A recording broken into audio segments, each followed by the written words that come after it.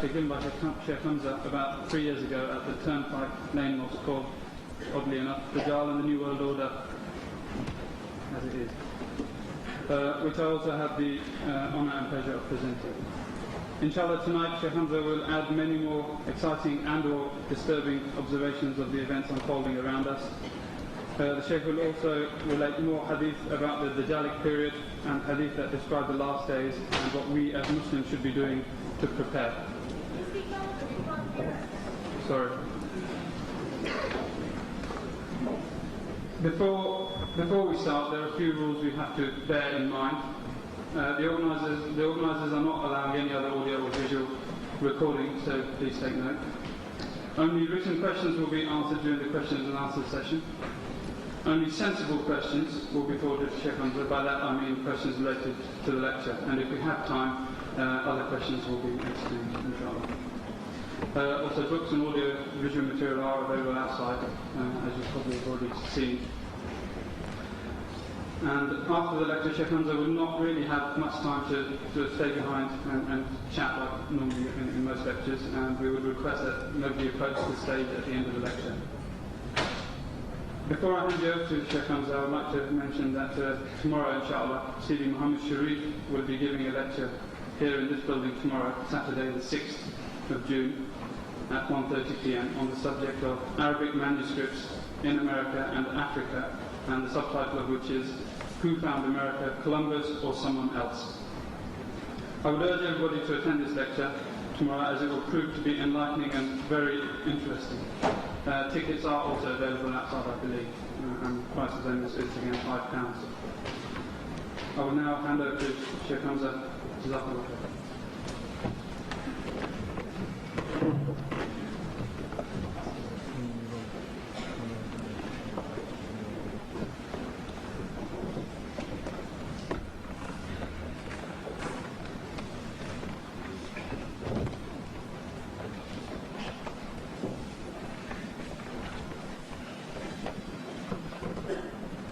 السلام عليكم.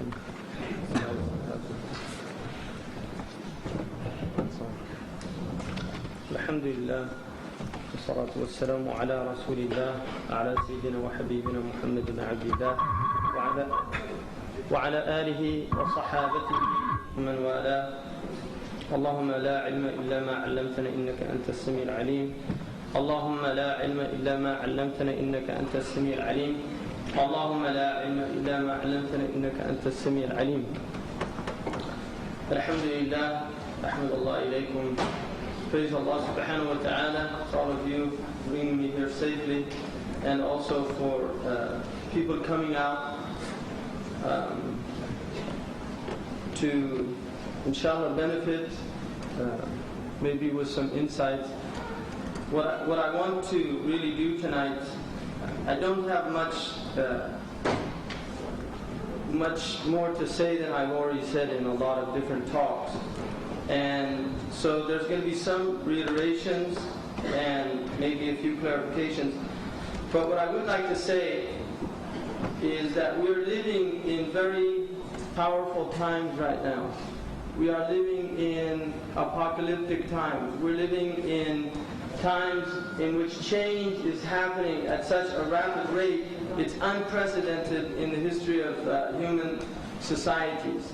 The changes that are taking place now in the world are unprecedented. If you look, for instance, at the word innovation, in Old English, if you see the word in Shakespeare's plays, it always has a negative connotation. Innovation was seen as something that was negative. It was seen as something that was disruptive to societies. When you innovated, you created a disequilibrium that would need to reestablish itself after a period of time. And I think for the Muslims, the idea of innovation tends to have a negative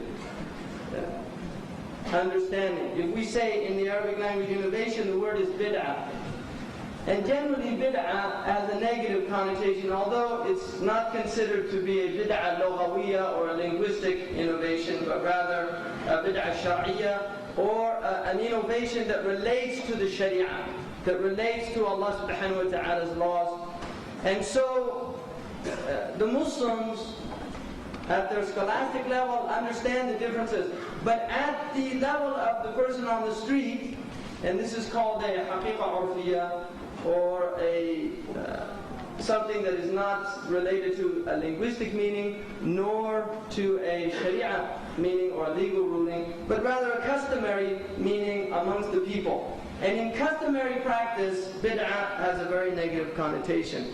And yet, this is an age in which there is constant ibda' in Arabic, constantly. In fact, there are people, particularly in the West, that work night and day to innovate. And they see that innovation is really the pinnacle of their civilization. They see that bringing new, you see the new, but it's similar to the old story of Aladdin. You know, Aladdin found a lamp. It was an old lamp, and it was in his house. And his mother, a magician, came by who knew the value of the old lamp. And so he came by and he said, "Old, new lamps for old." He said, "New lamps for old." And the woman, not understanding the value of what she had, said, "Who wants an old lamp when you can have a new lamp?" And so she went out and she gave him the new lamp, the old lamp, and she got the new lamp, which was worthless. And this is a story that has wisdom in it.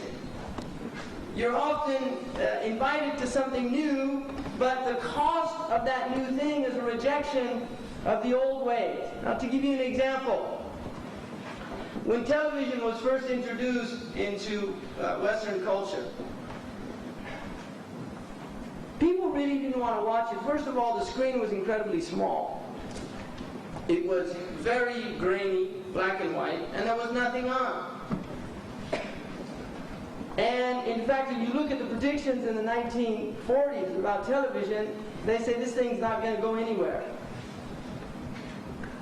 Now we have a society in which the new way of entertaining oneself has replaced the old way. The old way was that human beings actually sat together and talked and discussed things. And the new way is that they watch cathode rays flickering out in darkened rooms all over the globe. In fact, this city has millions of people doing just that while you're here listening to somebody actually speak, a human being, not on it. They'll put it on screen soon enough, right?